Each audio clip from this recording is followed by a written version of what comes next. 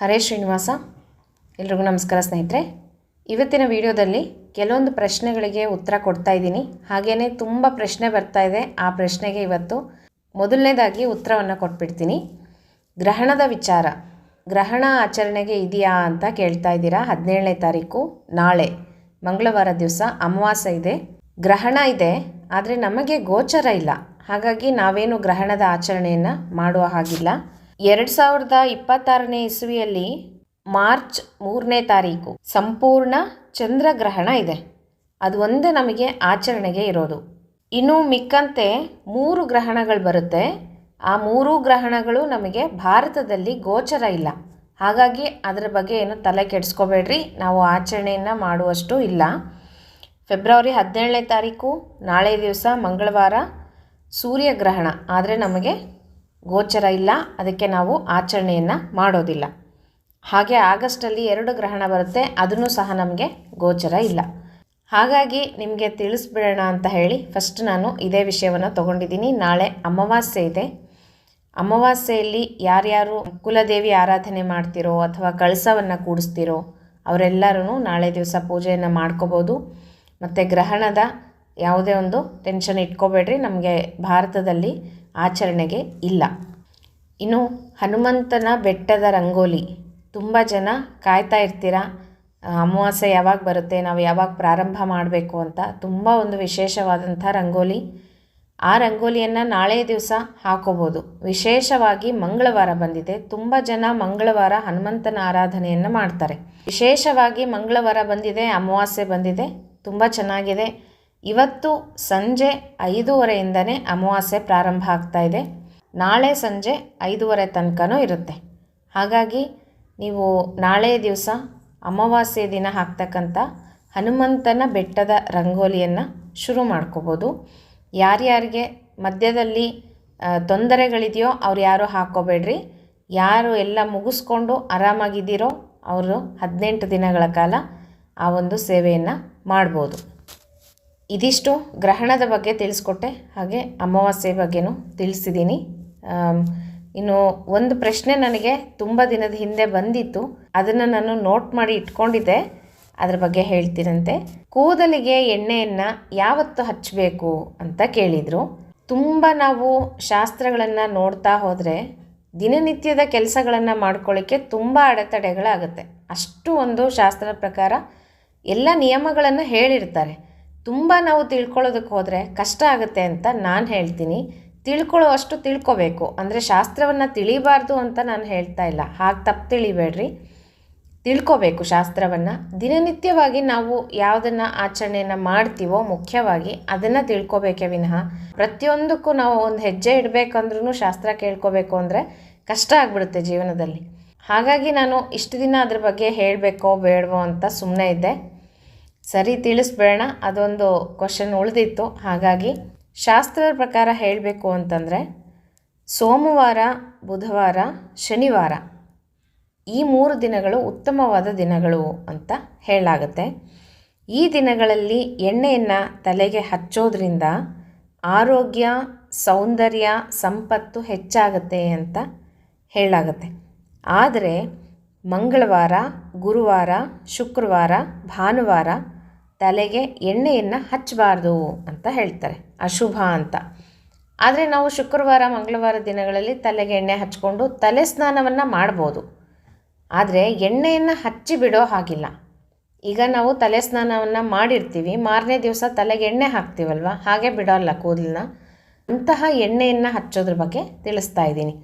ಈಗ ಮತ್ತೆ ಶುಕ್ರವಾರ, ಮಂಗಳವಾರ ತಲೆ ಸ್ನಾನವನ್ನು ಮಾಡಬಾರ್ದ ಅಂದರೆ ಮಾಡಬೇಕು. ಮುತ್ತೈದೆಯರು ಮುಖ್ಯವಾಗಿ ಶುಕ್ರವಾರ, ಮಂಗಳವಾರ ನಾವು ಲಕ್ಷ್ಮೀ ಪೂಜೆಯನ್ನು ಮಾಡೋವಾಗ, ಗೌರಿ ಪೂಜೆಯನ್ನು ಮಾಡೋವಾಗ ತಲೆಗೆ ಎಣ್ಣೆ ಹಚ್ಕೊಂಡು ತಲೆ ಸ್ನಾನವನ್ನು ಮಾಡಬೇಕು. ತಲೆ ಸ್ನಾನದ ಬಗ್ಗೆ ಮುಂದೆ ತಿಳಿಸ್ತೀನಂತೆ ಇದೇ ವಿಡಿಯೋದಲ್ಲಿನೇ. ಮಂಗಳವಾರ, ಗುರುವಾರ, ಶುಕ್ರವಾರ, ಭಾನುವಾರ ತಲೆಗೆ ಎಣ್ಣೆಯನ್ನು ಹಚ್ಚಬಾರ್ದು ಅಂತ ಹೇಳ್ತಾರೆ.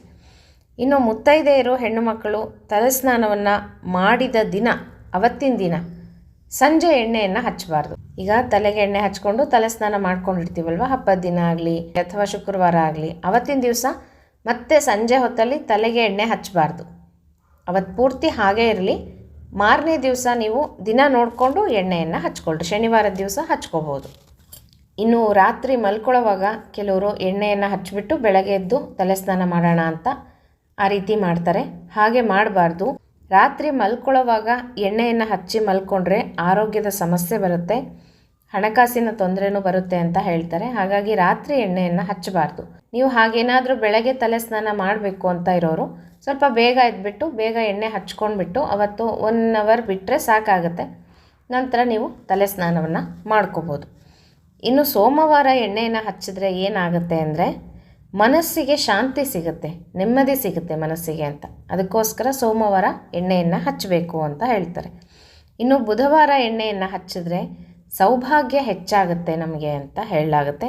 ಶನಿವಾರ ಎಣ್ಣೆಯನ್ನು ಹಚ್ಚಿದ್ರೆ ನಮಗೆ ಬಲ ಬರುತ್ತೆ ದೇಹಕ್ಕೆ ಅಂತ. ಹಾಗಾಗಿ ಶನಿವಾರ ಎಣ್ಣೆಯನ್ನು ಹಚ್ತಾರೆ. ಇನ್ನು ಮಂಗಳವಾರ ಏನಾದರೂ ಎಣ್ಣೆಯನ್ನು ಹಚ್ಚಿದ್ರೆ ಆಯಸ್ಸು ಕಡಿಮೆ ಆಗುತ್ತೆ ಅಂತ ಹೇಳ್ತಾರೆ. ಗುರುವಾರ ಹಚ್ಚಿದ್ರೆ ಆರ್ಥಿಕವಾಗಿ ನಷ್ಟವನ್ನು ಅನುಭವಿಸ್ತೀವಿ. ಮತ್ತು ಶುಕ್ರವಾರ ಏನಾದರೂ ಎಣ್ಣೆ ಹಚ್ಚಿದ್ರೆ ದುಃಖ ಜಾಸ್ತಿ ಆಗುತ್ತೆ ನಮ್ಮ ಜೀವನದಲ್ಲಿ. ಭಾನುವಾರ ಏನಾದರೂ ಎಣ್ಣೆಯನ್ನು ಹಚ್ಚಿದ್ರೆ, ತುಂಬ ಜನ ಭಾನುವಾರ ರಜಾ ಇರುತ್ತೆ ಅಂತ ಚೆನ್ನಾಗಿ ಎಣ್ಣೆ ಹಚ್ಕೊಂಡು ಒಂದು ಸ್ವಲ್ಪ ಹೊತ್ತು ಆರಾಮಾಗಿ ನೆಂದುಬಿಟ್ಟು ಆಮೇಲೆ ಸ್ನಾನವನ್ನು ಮಾಡ್ತಾರೆ. ಈ ರೀತಿ ಭಾನುವಾರ ಎಣ್ಣೆಯನ್ನು ಹಚ್ಚೋದ್ರಿಂದ ರೋಗಕ್ಕೆ ನಾವು ಗುರಿ ಆಗ್ತೀವಿ ಅಂತ, ರೋಗಗಳು ಬಂದು ಕಾಡುತ್ತೆ ಅಂತ ಹೇಳ್ತಾರೆ. ಇನ್ನು ಮತ್ತೆ ನಮಗೆ ಸಿಗೋದೇ ಭಾನುವಾರ, ಏನು ಮಾಡಬೇಕು, ಸಂಡೇ ರಜಾ ಅಲ್ವಾ ಅಂತ. ಅದಕ್ಕೋಸ್ಕರ ನಾನು ಇದನ್ನೆಲ್ಲ ಹೇಳಬಾರ್ದು ಅಂತ ಅಂದ್ಕೊಂಡಿದ್ದೆ. ಯಾಕೆ ಅಂದರೆ ತುಂಬ ಜನಕ್ಕೆ ಪಾಪ ಭಾನುವಾರನೇ ಸಮಯ ಸಿಗುತ್ತೆ, ಅವತ್ತು ಎಣ್ಣೆ ಹಚ್ಕೊಂಡು ನೀಟಾಗಿ ಹರಳೆಣ್ಣೆ ಆ ಥರದ್ದು ಹಚ್ಕೊಂಡು ಸ್ನಾನವನ್ನು ಮಾಡ್ತಾರೆ. ಮತ್ತು ಈಗ ಈ ಥರ ಹೇಳಿಬಿಟ್ಟ ಮೇಲೆ ಅವ್ರಿಗೆ ಹಚ್ಕೋಬೇಕೋ ಬೇಡವೋ ಅನ್ನೋದೊಂದು ಸಮಸ್ಯೆ ಬರುತ್ತೆ. ಹಾಗಾಗಿ ಕೆಲವೊಂದು ವಿಷಯಗಳನ್ನು ನಾನು ಹೇಳಲಿಕ್ಕೆ ಹೋಗೋದಿಲ್ಲ. ಯಾವುದಾದ್ರೂ ನಮಗೆ ಗೊತ್ತಾಯಿತು ಅಂದರೆ ಅದ್ರ ಬಗ್ಗೆ ಕಾಡುತ್ತೆ. ಈಗ ಅನ್ಕೋಬೋದು ನಾವೇನು ಅಶುದ್ಧಿ ಅದು ಇದು ಮನೆಯಲ್ಲಿ ಹಾಗೆ ಹೀಗೆ ಅಂತ ಹೇಳ್ತಾ ಇರ್ತೀವಿ. ಮತ್ತು ಹೊರಗಡೆ ಹೋದಾಗ ಅಥವಾ ಬೇರೆ ಯಾರನ್ನಾರು ಮುಟ್ಕೊಂಡು ಬಂದಾಗ ಹೇಗೆ ಅಂತ ಗೊತ್ತಿಲ್ಲದೆ ಮಾಡಿದ್ರೆ ತಪ್ಪಲ್ಲ ಅಂತ ಹೇಳ್ತಾರೆ. ಗೊತ್ತಿದ್ದು ಮಾಡಿದ್ರೆ ಅದು ತಪ್ಪು, ಅಪರಾಧ ಅಂತ. ಹಾಗಾಗಿ ಈಗ ಗೊತ್ತಾಯಿತು ಅಂದರೆ ನಮಗೆ ಮನಸ್ಸು ಬರೋದಿಲ್ಲ ಮಾಡಲಿಕ್ಕೆ. ಗೊತ್ತಿಲ್ಲದೆ ಇದ್ದರೆ ಮಾಡಿದ್ರೆ ಅದು ನಮಗೆ ಗೊತ್ತಿರೋದಿಲ್ಲ, ಹಾಗಾಗಿ ನಡೆದು ಹೋಗುತ್ತೆ. ಆದರೂ ತಿಳ್ಕೊಂಡು ಮಾಡೋದು ಉತ್ತಮ ಅಂತ ನನ್ನ ಅಭಿಪ್ರಾಯ. ಈಗ ನಿಮಗೆಲ್ಲರಿಗೂ ಕೆಲವೊಬ್ರು ಯಾರು ಡೌಟ್ಸ್ ಕೇಳಿದಿರೋ ಅವ್ರಿಗೆಲ್ಲ ಗೊತ್ತಾಯಿತು ಅಲ್ವಾ ಯಾವ ದಿನ ಎಣ್ಣೆಯನ್ನು ಹಚ್ಚಬೇಕು ಅಂತ. ಸೋಮವಾರ, ಬುಧವಾರ, ಶನಿವಾರ ಈ 3 ದಿನಗಳು ತಲೆಗೆ ಎಣ್ಣೆ ಹಚ್ಚಲಿಕ್ಕೆ ಉತ್ತಮವಾದಂಥ ದಿನಗಳು ಅಂತ ಹೇಳ್ಬೋದು. ಇನ್ನು ತಲೆಗೆ ಸ್ನಾನ ಯಾವತ್ತು ಮಾಡಬೇಕು, ಎಸ್ಪೆಷಲಿ ಮುತ್ತೈದೆಯರು ಅಂತ ಕೇಳಿದಾಗ, ಹೆಣ್ಣು ಮಕ್ಕಳು ಅಂತಂದಾಗ ಶುಕ್ರವಾರ, ಮಂಗಳವಾರ ತಪ್ಪದೆ ತಲೆ ಸ್ನಾನವನ್ನು ಮಾಡ್ಬೋದು. ಅದೇ ಹೇಳಿದ್ನಲ್ಲ, ಎಣ್ಣೆ ಹಚ್ಕೊಂಡೇ ತಲೆ ಸ್ನಾನ ಮಾಡಬೇಕು. ಬರೀ ಒಣ ನೀರನ್ನು ಹಾಕೋಬಾರ್ದು. ಒಣ ನೀರು ಅಂತಂದರೆ ಏನು ಅಂತ ಕೇಳ್ತೀರಾ? ತಲೆಗೆ ಎಣ್ಣೆ ಹಚ್ಚದೇ ನೀರನ್ನು ತಲೆಗೆ ಹಾಕೋಬಾರ್ದು, ಅದು ಶಾಸ್ತ್ರ ನಿಷಿದ್ಧ. ಹಾಗಾಗಿ ಅವತ್ತಿನ ದಿವಸ ತಲೆಯನ್ನು ಸ್ನಾನ ಮಾಡ್ಕೋಬೋದು. ಮತ್ತು ಯಾವಾಗಲೂ ತಲೆ ಸ್ನಾನವನ್ನು ಮಾಡಬಾರ್ದು. ಹೊತ್ತು ಮೀರಿಬಿಟ್ಟು ಸಂಜೆ ಹೊತ್ತಲ್ಲಿ, ಮುಸ್ಸಂಜೆ ಹೊತ್ತಲ್ಲಿ ತಲೆ ಸ್ನಾನವನ್ನು ಮಾಡಬಾರ್ದು. ಬೆಳಗ್ಗೆನೇ ಮಾಡ್ಕೋಬೇಕು.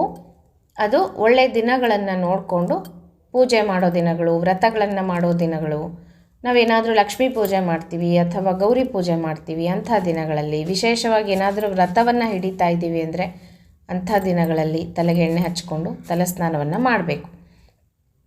ಇನ್ನು ಸ್ತ್ರೀಯರು 3 ದಿನಗಳು ಕಳೆದ ಮೇಲೆ 4ನೇ ದಿನ ಬರೀ ನೀರನ್ನು ಹಾಕ್ಕೋಬೇಕು.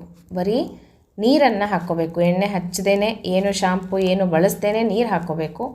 5ನೇ ದಿನ ಎಣ್ಣೆ ಹಚ್ಚಿ ತಲೆಗೆ ಸ್ನಾನವನ್ನು ಮಾಡಬೇಕು. ಅವತ್ತೇನಾದರೂ ಈ ಥರದ ದಿನಗಳು ಬಂದಾಗ ಅಥವಾ ಏಕಾದಶಿ, ದ್ವಾದಶಿ, ದಶಮಿ ಏನಾದರೂ ಇದ್ದರೆ ಅಂಥ ದಿನಗಳಲ್ಲಿ ತಲೆ ಸ್ನಾನ ಮಾಡಬಾರ್ದು. ಹಾಗಾಗಿ ಅವತ್ತಿನ ದಿವಸ ಒಂಚೂರು ಹಾಲು ತುಪ್ಪ ಏನಾದರೂ ತಲೆ ಹಚ್ಕೊಂಡು ತಲೆ ಸ್ನಾನವನ್ನು ಮಾಡ್ಬೋದು. ಇನ್ನು ದಶಮಿ, ಏಕಾದಶಿ, ದ್ವಾದಶಿ ಈ 3 ದಿನಗಳಲ್ಲೂ ಸಹ ತಲೆ ಸ್ನಾನವನ್ನು ಮಾಡಬಾರ್ದು ಅಂತ ಹೇಳ್ತಾರೆ.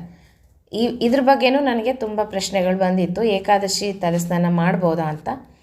ದಶಮಿ, ಏಕಾದಶಿ, ದ್ವಾದಶಿ ಈ 3 ದಿನಗಳು ಏಕಾದಶಿಯ ವ್ರತ ಅಂತ ಹೇಳ್ತೀವಿ. 3 ದಿನಗಳು ಸೇರಿಬಿಟ್ಟು ಈ ದಿನಗಳಲ್ಲೂ ಸಹ ತಲೆಗೆ ಸ್ನಾನವನ್ನು ಮಾಡೋ ಹಾಗಿಲ್ಲ.